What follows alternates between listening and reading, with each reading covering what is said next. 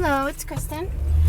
This is going to be a book review and a discussion on the Women's Book of Holy Mysteries.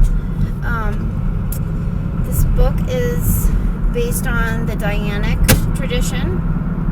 It's women's only covens. From what I read in the book, they do allow men to assist during ritual and during covens, but their function is mainly to be on the outside of the circle and to defend the women in the event that somebody comes to interrupt or something like that. This book almost was out of existence. It was started because there were two nuns, part of the Catholic Church, that became very unhappy and didn't really like the practices that were going on in the Catholic Church. And they got a hold of the very last copy of the feminist book of Light and Shadow. This was basically like a book of shadows on the old earth-based, nature-based religions and their types of practices. So they, as an experimental coven, they started in during winter solstice of 1971. They started their own coven called the Susan B.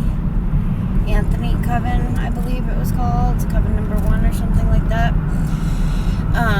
It fluctuated from 20 to 120 women. They always practiced outdoors, and even in the freezing cold, they would tough it out and have sky-clad rituals outdoors. At one point, one of their rituals was disturbed by howling coyotes. Now, the howling coyotes were so loud that it actually interrupted the ritual, and they stopped and listened.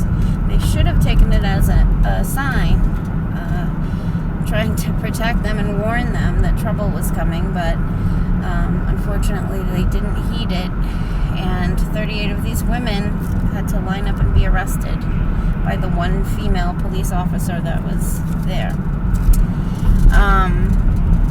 Funny part of their whole being arrested thing was that one of the members of this group was she was known as Beard Woman, and she had a genetic problem where she was growing a beard, literally like a man, a full beard, and she had stopped torturing herself with electrolysis and decided to accept her the way that Mother Nature made her. So she stopped shaving, waxing, electrolysis, and she decided to let her beard grow.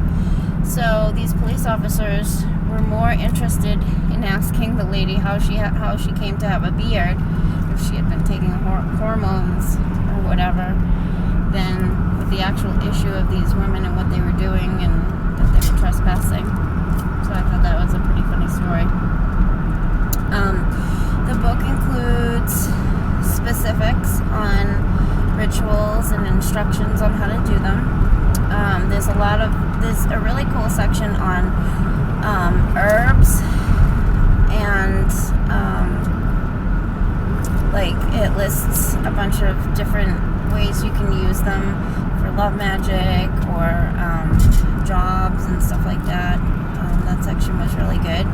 There's the typical section that you see in most witchcraft books on the tools, what they are, descriptions, and how to use them. And I'm going to be making a little video series talking about the festivals. There's a whole bunch of interesting festivals that most people probably haven't heard of, and how they relate. There's a little section on the dangers of deciding to practice magic. The dangers were something along the lines of not being able to heal everyone and not being able to help everyone that comes to you, and the guilt associated with that. Also, some people who take any path of spirituality start to have that attitude of being more spiritual than other people, or accusing people of being less spiritual and such. Also, one of the dangers was being paranoid that people are always hexing or doing something against you.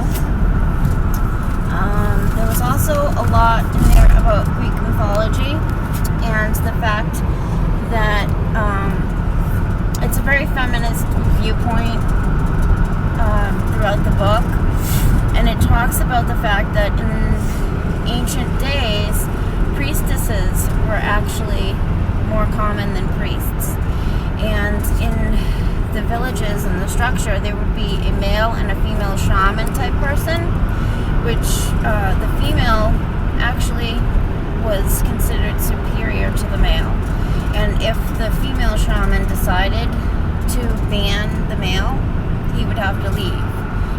Her say was basically the final say. It talked about ritual sex, which was considered to be the great rite. And in the ancient days before Christianity, these priestesses were given the task that they would have to take various men as like sort of a sacrifice type of thing, and they would have sex with them on the fields that were going to be sown.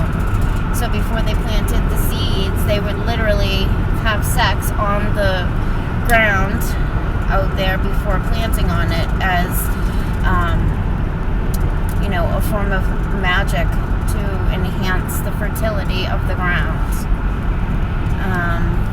And this was actually a very common thing. And then there was also a part in there that talked about a particular festival where the people would watch the priestesses, and the more pleasurable the sex was, the better fortune and the better luck the upcoming season would have. So those things were pretty interesting, I thought.